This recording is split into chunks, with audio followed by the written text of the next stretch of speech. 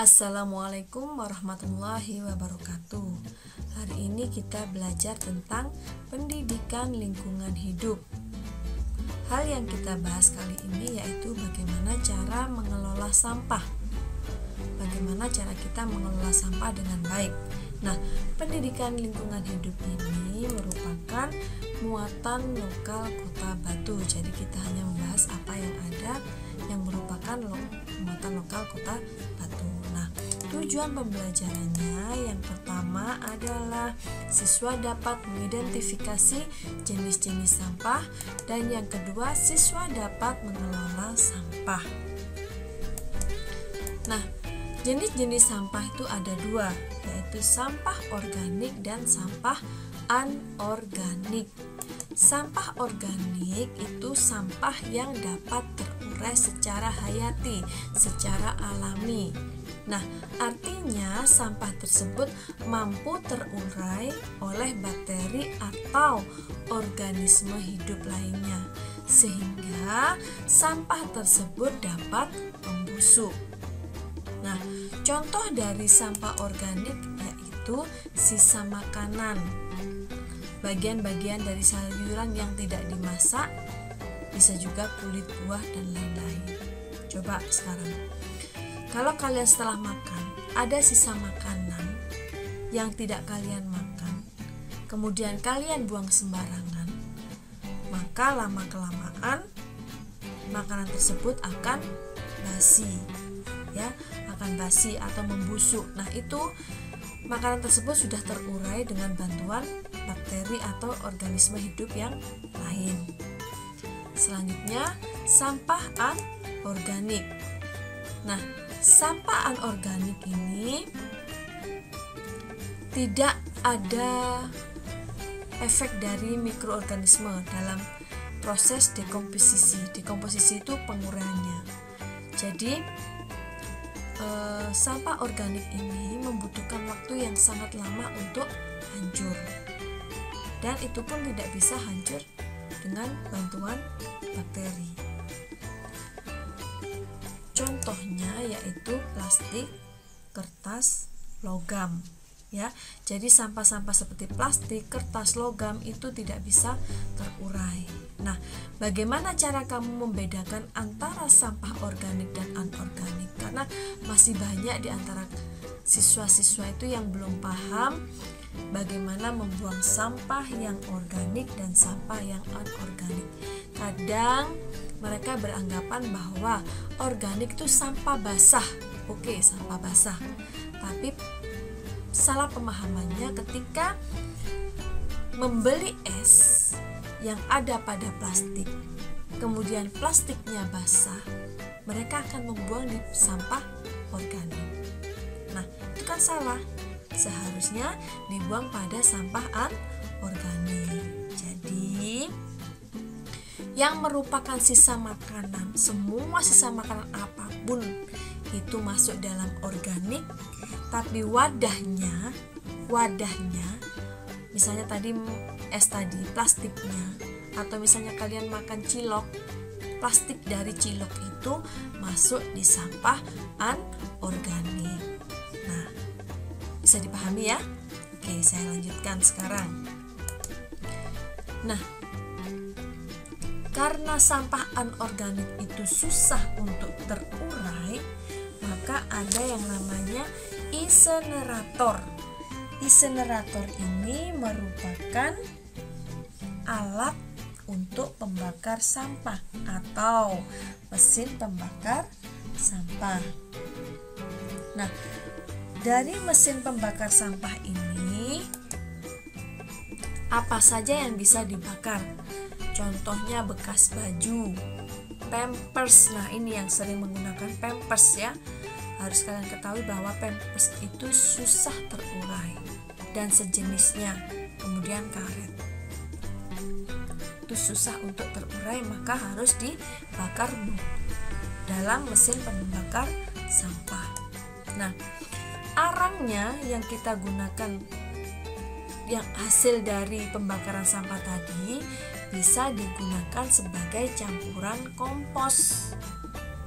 bisa kita gunakan sebagai campuran kompos. Nah, arang ini juga dapat menyerap bahan beracun yang berbahaya. Jadi selain arang itu bekas pembakaran, tapi masih ada manfaatnya dari arang tersebut, yaitu menyerap bahan beracun berbahaya. Nah, bagaimana pengelolaan sampah yang ada di negara kita? Ada 3 tahapan, yaitu pengumpulan, di mana sampah-sampah tersebut dikumpulkan dari tempat asalnya, dibuang di pembuangan sementara. Contohnya, kalian ketika di rumah pasti ada sampah. Ada sampah, pasti itu ada sampah. Kemudian nanti sampah kalian itu kalian rapikan dalam kresek, kemudian diletakkan di depan rumah dan nanti terkumpul di depan rumah. Ya. Jika dilihat dari luar akan tampak buruk sekali. Nah, oleh karena itu ada yang namanya pengangkutan. Ada tukang sampah, bapak-bapak sampah, di mana dia bertugas untuk mengangkut sampah yang dari rumah menuju tempat pembuangan sementara. Nah, pengangkutan ini pasti membutuhkan yang namanya alat transportasi, bisa truk, bisa pickup atau yang lainnya, atau gerobak dorong gitu. Yang ketiga yaitu pembuangan akhir atau pengolahan sampah baik secara fisik, kimia maupun biologis. Jadi kita kumpulkan dari rumah-rumah, kemudian kita angkut ke tempat pembuangan. Nah, di situ sudah akan terkelola secara fisik, kimia maupun biologis, sudah campur jadi satu. Itu yang menyayangkan. Karena apa? Belum ada pemilahan sampah. Nah,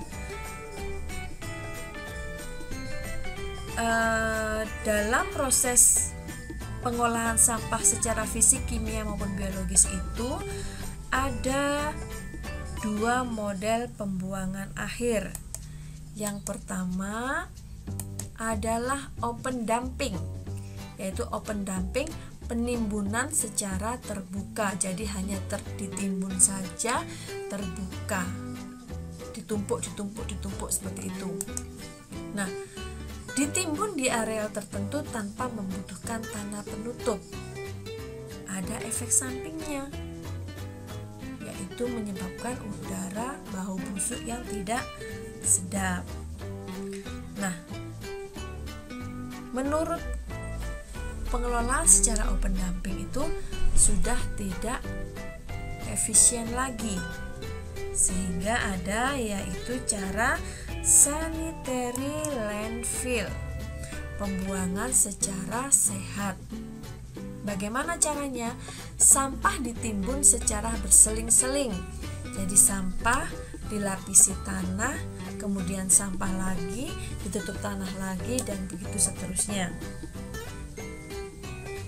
Nah, dari 2 model proses ini masih banyak menimbulkan berbagai macam masalah. Banyak sekali masalah yang timbul karena sebab dari sampah. Yang pertama, sampah yang dibuang belum dipilah-pilah menurut jenisnya. Jadi masih campur antara sampah organik dan anorganik jadi satu. Sehingga kita bisa membayangkan bahwa proses yang seperti itu tidak mudah untuk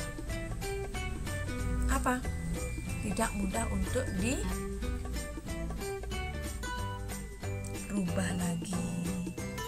Ya, jadi sampahnya susah terurai karena masih bercampur antara organik dan anorganik. Kemudian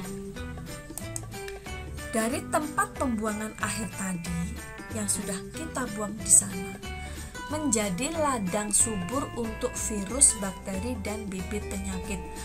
terutama orang yang ada di daerah sekitar. Mereka akan merasakan bau yang tidak sedap, banyaknya bakteri, banyaknya bibit penyakit, dan lain sebagainya. Nah, 3P. 3P tadi apa?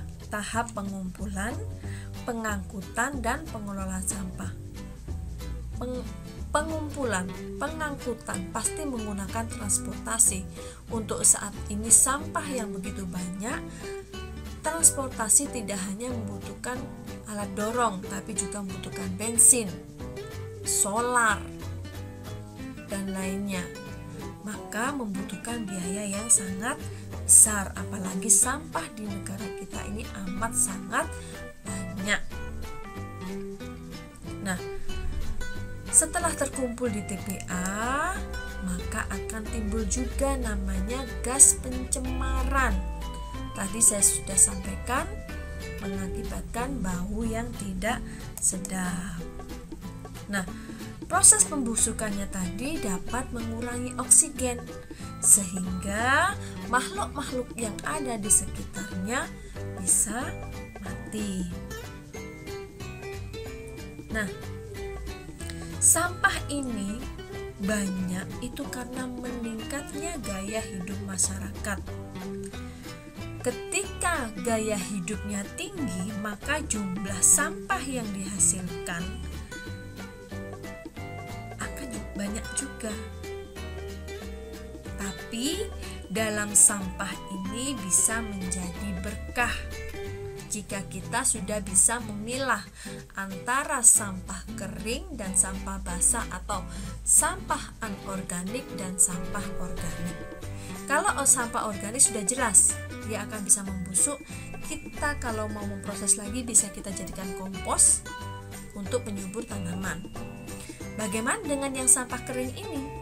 Nah, sampah kering ini kita bisa olah lagi yang nantinya bisa menjadi nilai ekonomi. Jadi ingat ya, kalian harus bisa memilah antara sampah basah dan sampah kering. Jika saat ini kalian tidak memiliki tempat yang luas untuk sampah, kalian bisa lakukan dengan sanitary landfill dengan cara sederhana. Misalnya kalian membuat kaleng, sampah dapur kalian masukkan, kemudian ditimbun dengan tanah, dimasukkan lagi, timbun dengan tanah, dan ditunggu kurang lebih 20 hari. Sampah tersebut nanti akan terurai dan bisa menjadi kompos. Itu salah satu contohnya. Yang lainnya, saat ini cara mengelola sampah sudah mulai berkembang, yaitu dengan cara program 3R. Bagaimana program 3R ini? Yaitu reduce, reuse, dan recycle. Reduce, mengurangi sampah. Bagaimana cara kalian mengurangi sampah? Ketika akan belanja, membawa kantong kresek sendiri. Nah, kemudian untuk membeli sabun, sampo, gunakanlah kemasan yang isi ulang, sehingga kamu tidak terlalu banyak menggunakan botol sampo. Kemudian apalagi?